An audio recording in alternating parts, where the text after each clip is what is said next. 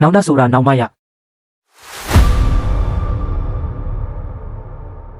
တခါတော့ကရွာတရွာမှာနှုတ်ပြိုတန်ဆွမ်းတဲ့မြင်းပြိုတစ်ကောင်ရှိတယ်အဲ့ဒီမြင်းပြိုလေးနဲ့တခြားတာမန်မြင်းတွေနဲ့မတူတာတခုကတော့ဒီမြင်းပြိုလေးဟာတစ်ခါပြေးရင်မိုင်ပေါင်းရာနဲ့ချီပြေးပြီးအမောခံနိုင်တယ်ဒီအတွက်ကြောင့်တိုင်းပြည်လုံးရဲ့သတင်းမှာဒီမြင်းပြိုရဲ့သတင်းဟာလူပြောများဆုံးသတင်းတစ်ပုဒ်ဖြစ်ခဲ့တယ်တနေ့ကျတော့သူ့တက်ခင်စီကိုလယ်သမားတစ်ယောက်က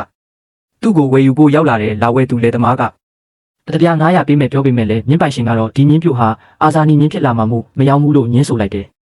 နောက်တစ်ခေါက်ကျတော့တထေးကြီးတဝီလာပြီးအတပြား9000ပေးပြီးဝယ်ဖို့ကမ်းလှမ်းခဲ့ပေမဲ့ထုံးစံအတိုင်းမြင်းပိုင်ရှင်ဖြစ်သူကလယ်သမားလာဝယ်တော့ညင်းဆန်ခဲ့တယ်လို့မျိုးမယောင်းနိုင်ဘူးလို့ညင်းဆိုလိုက်ပါတယ်ဒီတစ်ခါတထေးကြီးကခမရရဲ့မြင်းကိုဘယ်သူလာဝယ်မှရောင်းမှလဲလို့မြင်းပိုင်ရှင်ကိုမေးလိုက်တယ်ဒီအခါမြင်းပိုင်ရှင်ကကျုံမြင်းကအာဇာနည်မြင်းဖြစ်လာမှာမလို့ရှင်ဘရင်ကိုသာဆက်တယောင်းနိုင်မယ်လို့ဆိုပါတယ်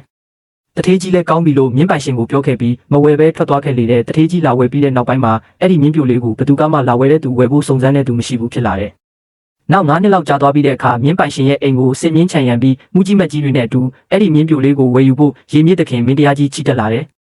ဒါပေမဲ့ကံမကောင်းစွာနဲ့ပဲအရင်တုန်းကအပြေးတန်ပြီးအာဇာနည်မြင်းတစ်ကောင်ဖြစ်လာမဲ့မြင်းပြိုလေးဟာအခုအချိန်မှာအိုမင်းမစွမ်းတော့တဲ့မြင်းအိုတစ်ကောင်ဖြစ်နေတယ်ဒီအခါရှင်ဘရင်ကမြင်းပိုင်ရှင်ကိုဒီလိုလေးမိန့်ကြားပါတယ်ဒီမဲ့ကိုလူကျွန်ုပ်လက်သမားဖြစ်ဟန်ဆောင်ပြီးလာဝယ်ခဲ့တုန်းကအတင်တစ်မြင်းပြိုကိုမယောင်းခဲ့ဘူးတထေးဖြစ်ဟန်ဆောင်ပြီးလာဝယ်ခဲ့တုန်းကလည်းအတင်ကျုပ်ကိုမယောင်းခဲ့ဘူးအခုကျုပ်ရှင်ဘရင်ဖြစ်စစ်စစ်မှန်မှန်လာဝယ်တဲ့အခါမှာတော့အတင်မြင်းက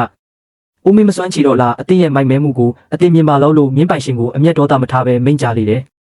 ဒီအခါမှာမြင်းပိုင်ရှင်ဟာသူ့ရဲ့ကြီးမားတဲ့ဘဝင်းမြင့်ခြင်းကိုနောင်တကြီးစွာရပြီးရှိုက်ကြီးတင်ငင်ငိုကြွေးလေတယ်ဒီပုံမြင်လေးတွေကပေးချင်တဲ့ message ကတော့ကိုယ်မှရှိတဲ့ကျွမ်းကျင်မှုပညာရဲ့အတွေးခေါ်တွေကိုအမှန်တကယ်လိုအပ်နေတဲ့အချိန်မှာထုတ်မသုံးပဲဖုံးကွယ်ထားမယ်ဆိုရင်အဲ့ဒီကျွမ်းကျင်မှုတွေဟာနောက်တစ်ချိန်မှာအသုံးချလို့မရတော့တဲ့ကျွမ်းကျင်မှုတွေဖြစ်လာမယ်လို့ဆိုလိုတာပါ